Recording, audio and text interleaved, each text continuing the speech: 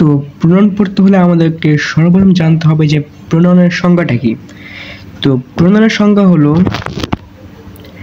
যে word noun এর পরিবর্তে ব্যবহৃত হয়, অর্থাৎ নাউনের পরিবর্তে যে ওয়ার্ড ব্যবহৃত হয় তাকেই বলা হয় প্রোনাউন। তো এই সংজ্ঞাটা আমরা পড়তে ক্লাস 1, 2, 3-তে যদি আমি পড়াচ্ছি একদম অনার্সের জন্য, সেক্ষেত্রে সবাই ব্যবহার করা যায়, কারণ ব্যাকরণের ক্ষেত্রে কোনো চেঞ্জ নেই। ব্যাকরণের ক্ষেত্রে আপনি ক্লাস 1-এ যা পড়ছেন ওই সংজ্ঞাটা কিন্তু দেওয়া যাবে অনার্সে, বা যে ক্লাস 10-এও দেওয়া যাবে, সমস্যা নেই। তো এখন আমি একটা এক্সাম্পল দেখাচ্ছি আপনাদেরকে, এক্সাম্পল দেখলে বুঝতে পারবেন আপনারা আশা করি। Hasan is a student. এখানে হাসান কি? হাসান হলো একটি নাম, আর আমরা জানি যে কোনো কিছুর নাম কি নাউন বলে, সেক্ষেত্রে হাসান কী হবে? নাউন। আর আমরা এখানে পড়েছি যে ওয়ার্ড নাউনের পরিবর্তে ব্যবহৃত হয়, সেখানে হি। আমরা যদি এখানে Hasan is a student, Hasan is very punctual. আবার যদি এখানে আমরা দিই Hasan is a student, he is very punctual, এখানে আমরা কিন্তু হি দ্বারা কাকে বোঝাচ্ছি? হাসানকে বোঝাচ্ছি। সেক্ষেত্রে কিন্তু হি একটি প্রোনাউন, কারণ আমরা এটাকে হাসানের পরিবর্তে লিখছি, অর্থাৎ নাউনের পরিবর্তে এখানে হি লিখছি, সেক্ষেত্রে হি কি? প্রোনাউন। আর পাঞ্চুয়াল অর্থ সময় বা নিষ্ঠা, এটা আমরা সবাই জানি। তো আমি অর্থের দিকে যাই না, শুধু আপনাকে বুঝাই। Fatema is student, she is very স্টাডিয়াস। Fatema একটি মেয়ে, সে খুবই পড়ুয়া। এখানে সেম, তার পরিবর্তে বসছে এখানে ফাতেমার পরিবর্তে কিন্তু এখানে শি বসছে, আর শি হলো এর প্রোনাউন। এছাড়া আপনার যদি প্রোনাউন কোন ওয়ার্ডগুলো প্রোনাউন বলে, আমি যদি সেই ওয়ার্ডগুলো মুখস্থ করি, সেক্ষেত্রে আমার হয়ে যাবে অনেকটা, তবে বুঝে পড়াটা best. The garden is very big. এখানে বলছে বাগানটি অনেক বড়, ইট লুকস বিউটিফুল। এখানে ইট দ্বারা কিন্তু বাগানকে বোঝাচ্ছে, মানে বাগানটি অনেক বড়, এটা খুবই সুন্দর, এটি দেখতে খুব সুন্দর। তো বুঝতে পারছেন আপনারা যে ওয়ার্ড নাউনের পরিবর্তে বসে তাকে সাধারণত নাউন বলে, প্রোনাউন বলে। এবার আসি আমরা ক্লাসিফিকেশন অফ প্রোনাউন। প্রোনাউন মূলত 8 প্রকার, যথা পার্সোনাল প্রোনাউন,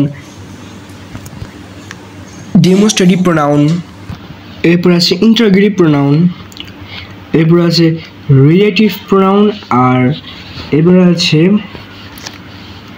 ইনডিফিনিট প্রোনাউন, আর আবার এইটি হলো রয়েছে রেসিপ্রোকাল প্রোনাউন। তো প্রত্যেকটা আমি বলবো বুঝিয়ে, তো কোনো প্যারা নেই। ফার্স্ট আমরা জানবো যে পার্সোনাল, তো ক্যামেরাটা সমস্যা হতে পারে। তো ফার্স্ট আমরা জানবো যে পার্সোনাল প্রোনাউন এর অর্থ। পার্সোনাল প্রোনাউন অর্থ হলো ব্যক্তিবাচক সর্বনাম। তো এখানে কী কী এক্সাম্পল রয়েছে? I, we, you, he, she, they, it, etcetera. অর্থাৎ I, we, you, he, she, এই ওয়ার্ডগুলো হলো পার্সোনাল প্রোনাউন, যেখানে আমরা দেখছি এই সেন্টেন্সটায়। এখানে আমরা কি বুঝছি যে পার্সোনাল প্রোনাউন অর্থ কি? ব্যক্তিবাচক, মানে হাসানকে এটা ব্যক্তি না, সেক্ষেত্রে কিন্তু হি বসছে। সেক্ষেত্রে এখানে বলতে পারি যে হি একটি প্রোনাউন, তার পাশাপাশি হি হলো একটি পার্সোনাল প্রোনাউন। বুঝতে পারছি। এরপরে যে আমরা ডেমনস্ট্রেটিভ প্রোনাউন, নির্দেশকবাচক সর্বনাম। তো কি হয়েছে এখানে? দিস, দ্যাট, দিস, দোজ, এটি, উইটি, এগুলো, ওগুলো। যেমন I have a marker, this is black। মানে আমরা কি বলছি এখানে? যে আমার একটি মার্কার রয়েছে, and this is কালো, this is black, অর্থাৎ এটি কালো। বুঝতে পারছেন আশা করি। অর্থাৎ নির্দেশনাবাচক, যেমন এটি মানে আমি কী করছি? ওইটাকে নির্দেশ করছি। ওইটি মানে আমি ওই জিনিসটাকে নির্দেশ করছি। এইগুলো মানে আমি কিছু মার্বেলকে নির্দেশ করছি। আর ওইগুলো সেম, মানে নির্দেশ করা, যেখানে ওখানে 2টি পাখি রয়েছে, এগুলো অনেক সুন্দর। এগুলো কিন্তু প্রোনাউন, আর এগুলো হলো ডেমনস্ট্রেটিভ প্রোনাউন। যেমন যেখানে একটা রয়েছে, সেটা পরে দেখাচ্ছি। ইন্টারোগেটিভ প্রোনাউন অর্থাৎ প্রশ্নবোধক প্রোনাউন, এটা সবাই পারবে আমি জানি, এটা বোঝানোর দরকার নেই, তো আমি বলে দিচ্ছি। হু মানে যেসব সেন্টেন্সের প্রথমে থাকবে হু, হুজ, মানে প্রশ্নবোধক চিহ্ন বা প্রশ্নবোধক ওয়ার্ড, যেমন হু, হুজ, এরপর রয়েছে whom, which, what, why, when, how. এই করে ওয়ার্ড থাকবে যে whom, which, what, why, when, how. তার সাথে রয়েছে হলো এখানে হু, হুজ। এগুলো আবার যেসব সেন্টেন্সে থাকবে ফার্স্টে সেসব সেন্টেন্স হবে প্রশ্নবোধক অর্থাৎ ইন্টারোগেটিভ সেন্টেন্স বা ইন্টারোগেটিভ প্রোনাউন, আর অবশ্যই লাস্টে থাকতে হবে প্রশ্নবোধক চিহ্ন। আর প্রথমে এগুলো থাকার মানে লাস্টে প্রশ্নবোধক চিহ্ন থাকবেই। তো ইন্টারোগেটিভ প্রোনাউন বুঝতে পারছেন আশা করি। যেমন হোয়াট ইজ ইউর নেম, ফার্স্টে আছে হোয়াট আর লাস্টে আছে প্রশ্নবোধক চিহ্ন, এটা হলো ইন্টারোগেটিভ প্রোনাউন। এরপরে হচ্ছে রিলেটিভ প্রোনাউন, সম্বন্ধবাচক সর্বনাম। এটি মূলত রিলেটিভ প্রোনাউন দ্বারা দুইটি বাক্যের মধ্যে সম্পর্ক স্থাপন করা হয়।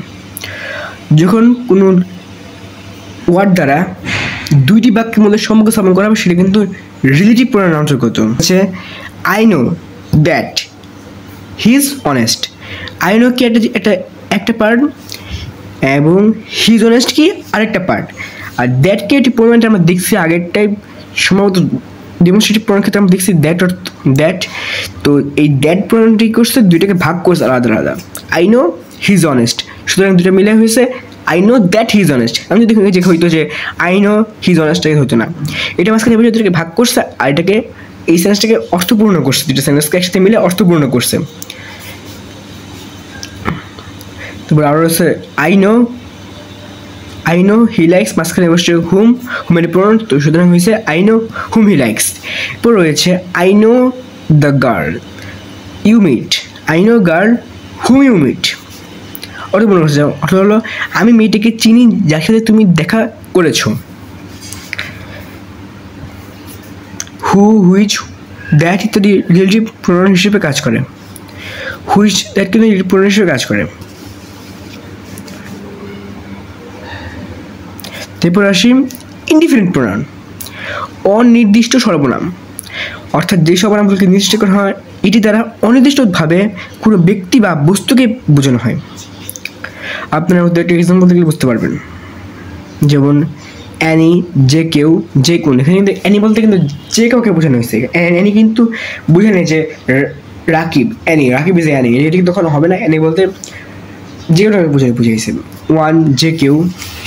আর রয়েছে এখানে হার সেলফ, তার নিজেকে, দেমসেলস, তাদের নিজেদেরকে, মানে নির্দিষ্ট করে কাউকে বোঝানো হয় না। এটাই মূলত বলছে আমাদের এই ইনডিফিনিট প্রোনাউনে, অনির্দিষ্ট প্রোনাউন। এরপর রয়েছে রেসিপ্রোকাল প্রোনাউন, একাধিক ব্যক্তি বা বস্তুর মধ্যে পারস্পরিক সম্পর্ক প্রকাশ করে। যেমন ইচ আদার, একে অপরকে, মানে পারস্পরিক সম্পর্ক। ওয়ান আদার, একজন অপরজনকে। এখানে কিছু নোট রয়েছে, নোটগুলো আমাদের অবশ্যই জানতে আমি একটু পড়িয়ে দিচ্ছি। এই সম্পূর্ণ শিট আমার হাতে বানানো এগুলো শিট। দুইজনের মধ্যে, তবে এখানে এটা বলে নিই, এখানে কিন্তু সব আমার না, কিছু আমার লেখা, কিছু আমার একটা স্যার রয়েছে তার লেখা। তো স্যারের নাম্বারটা আমি আমার ডিসক্রিপশন বক্সে দিয়ে রাখবো, যারা চাবা স্যার কাছে পড়তে পারবা। দুজনের মধ্যে পারস্পরিক সম্পর্কে বোঝালে ইজাদা ব্যবহৃত হয়। The two boys helped each other, বালক দুজন একে অপরকে সাহায্য করে। সম্পর্ক বোঝাইছে বালক দুজন, এর কিন্তু ব্যতিক্রম। কিন্তু বালক যেহেতু বালক দুজন বলছে আর একটা বালকে সাহায্য করছে, অবশ্যই সে তার বন্ধু বা তার কিছুটা লাগে।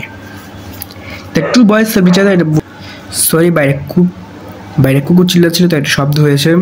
The two girls beat each other, মেয়ে দুজন একে অপরকে প্রহার করেছিল। আরেকটি রয়েছে দুইয়ের অধিক ব্যক্তির মধ্যে পারস্পরিক অর্থ ওয়ান আদার ব্যবহৃত হয়। দে হেল্প ওয়ান আদার, তারা সাহায্য করছে একে অপরকে, তারা পারস্পরিক সাহায্য করে। উই প্রেজ ওয়ান আদার, আমরা তাকে অন্যের প্রশংসা করি। আমরা তার কাছে বলে ভালো করে যে আমরা তার কাছে অন্যের প্রশংসা করি। এইটি কিন্তু এটা জটিল, বুঝুন অনেকেই। উই প্রেজ ওয়ান আদার, আমরা যেমন মানে আমি আমার ভাইয়ের কাছে আমার মামার প্রশংসা করি, মানে আমার মামাকে ভাইকে চিনে না, এই সেন্সটা কিন্তু একটু সেরকম বুঝাইছে, মানে সেটাকে চিনি সেটা আমরা তার প্রশংসা তার কাছে করছি। তো এটা একটু জটিল, এটা অনেকে বুঝবে না, পরীক্ষা হবে তো ফলে ভুল করে দিয়ে আসবে। তো এটা বুঝিয়ে দিলাম যে উই প্রেজ ওয়ান আদার, মানে এটা একটা সেন্টেন্সের মাধ্যমে আপনাদের সব বুঝিয়ে দিচ্ছি আমি এখানে। আমরা তাকে অন্যের প্রশংসা করি। I think you understand. কিছু ওয়ার্ড রয়েছে, এটা আপনাদের জানা উচিত। এনিওয়ান যে কেউ, সামওয়ান কিছু, সামওয়ান কেউ, সরি সাম কিছু, সামওয়ান কেউ, নান কেউ না, আবার অ্যানিবডি যে কোনো ব্যক্তি, সামবডি যে কোনো ব্যক্তি একই কথা। অ্যানিবডি সামবডি কিন্তু একই অর্থ, আবার নোবডি কেউ না। আবার অ্যানিবডি সামবডির সাথে আবার নোবডি মিলে ফেলেন না, পরে আবার ঝামেলা পড়বে। অ্যানিবডি সামবডি একরকম আর নোবডিকে ভিন্ন। রয়েছে নন কেউ না, আবার মেনি অনেক, এভরিওয়ান প্রত্যেক, অল সবাই। কি বলবেন যে এটার সাথে কী মিল রয়েছে? এর সাথে আসলে দুটোই মিল রয়েছে হালকা হালকা, যেমন reciprocal they help, we help, we বলতে গেলে আমরা নির্দিষ্টকে বোঝাই না। আবার ইনডিফিনিট প্রোনাউনের ক্ষেত্রে আমরা দেখছি যে এগুলো রয়েছে। তো ইনডিফিনিট প্রোনাউন আর রেসিপ্রোকাল প্রোনাউন একটু সিমিলার রয়েছে দুটোর মধ্যে। তো আমরা এরপরে 6 নাম্বারটাতে, 6 নাম্বার হলো ডিস্ট্রিবিউটিভ প্রোনাউন। এগুলো বেশি বড় না, একটু ছোটো ছোটো। মেন বড় হচ্ছে প্রথম 5টা হচ্ছে একটু বড় বড় বেশি, তো সেগুলো পড়তে একটু কষ্ট হয়ে যাবে তাদের, আমি জানি। তো আমি সহজে বুঝে নিব। এক জাতীয় একাধিক ব্যক্তি বা বস্তুর প্রত্যেককে পৃথকভাবে, এক জাতীয় একাধিক ব্যক্তি বা বস্তুর প্রত্যেককে পৃথকভাবে বোঝায়। যেমন ইজ প্রত্যেক, এভরি প্রত্যেক, আইদার দুটির যে কোনো একটি। আমরা তো এই লাইনটা দেখছি আগের এক্সাম্পলগুলোর মধ্যেও। তোমার প্রশ্ন হলো, আপনি ভালো করে পড়েন, এক জাতীয় একাধিক মানে বুঝাইছে কি একজনকে, মানে আসলে কি একজন, কিন্তু কি বুঝাইছে প্রত্যেককে, একজনের মাধ্যমে প্রত্যেককে বোঝানো হয়েছে এখানে। ইচ প্রত্যেক মানে আমাকে বুঝাইছে, আবার এখানে এই জায়গায় একজনকে বোঝায়, আবার প্রত্যেককে বোঝায়, মানে বলছে এক জাতীয় একাধিক ব্যক্তি বা বস্তুর প্রত্যেককে পৃথকভাবে আমাকে আলাদা আলাদা করে পারে, মানে প্রত্যেককে বুঝাইছে আবার একজনকে বুঝাইছে। এভরি প্রত্যেক, আইদার দুটি যে কোনো একটি,